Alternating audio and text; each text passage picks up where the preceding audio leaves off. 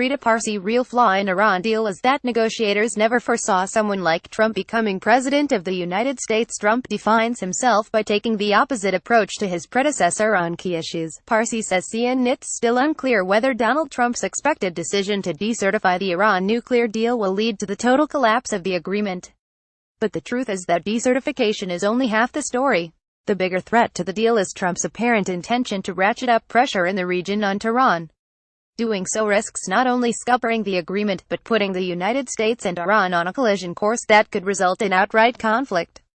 "We're only seeing the calm before the storm," Trump said cryptically last week. Was he talking about North Korea or Iran? The uncertainty over the answer to that question goes to the heart of what is really the biggest flaw in this imperfect, but still highly successful, agreement. While many in Washington bemoan it for not having completely eliminated enrichment in Iran, an impossibility, or for not somehow permanently punishing the country, also an impossibility, the real flaw is that negotiators never foresaw someone like Trump becoming president of the United States. Much energy was spent on preventing Iran either cheating or withdrawing from the deal.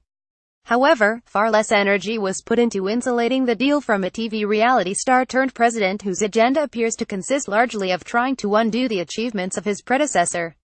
As a result, despite 8 reports by the International Atomic Energy Agency confirming Iran's compliance with the agreement, and despite U.S. intelligence and senior members of the Trump administration stating that Iran is in compliance, it seems likely that Trump will decertify Iran this week, while stopping short of calling on Congress to snap back sanctions. Some see in this approach a way of salvaging the agreement. They argue that decertification alone is not enough to kill it. Congress could, for example, choose not to reinstate sanctions, leaving Trump with the political benefit of no longer having to certify Iran's compliance, while avoiding an international backlash by killing the deal and running the risk Iran restarts dormant aspects of its nuclear program. But this analysis misses a key point. It is not only the reinstatement of sanctions that threatens the deal, but the Trump administration's desire to push back against Iran in a way that some senior Pentagon officials believe both Obama and George W. Bush failed to do.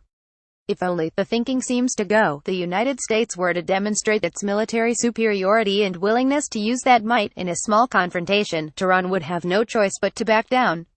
This argument ultimately failed to convince the Obama administration because military planners were unable to offer convincing evidence that they had the ability to ensure a small war would not morph into a much bigger conflict. Trump, however, defines himself by taking the opposite approach to his predecessor on key issues. As a result, he appears intent on ditching the first element of what appears to be an interagency consensus recommending recertifying the nuclear deal, while embracing calls among officials to ratchet up pressure.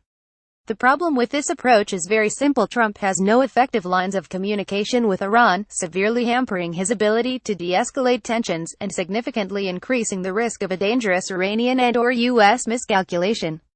Subscribe to Fareed's Global Briefing. As former chairman of the Joint Chiefs of Staff Mike Mullen put it, even in the darkest days of the Cold War, we had links to the Soviet Union. We are not talking to Iran, so we don't understand each other. If something happens, it's virtually assured that we won't get it right, that there will be miscalculation, which would be extremely dangerous in that part of the world. We've not had a direct link of communication with Iran since 1979. And I think that has planted many seeds for miscalculation. When you miscalculate, you can escalate and misunderstand. Escalation without reliable avenues of communication and de-escalatory options risks putting the United States on a direct path to conflict, regardless of whether Congress snaps back sanctions on Iran. Under these circumstances, even the wisest and most competent of presidents could easily find him or herself losing control over events. Unfortunately, this is not a category that Trump falls into. And that makes the danger of miscalculation and war infinitely greater.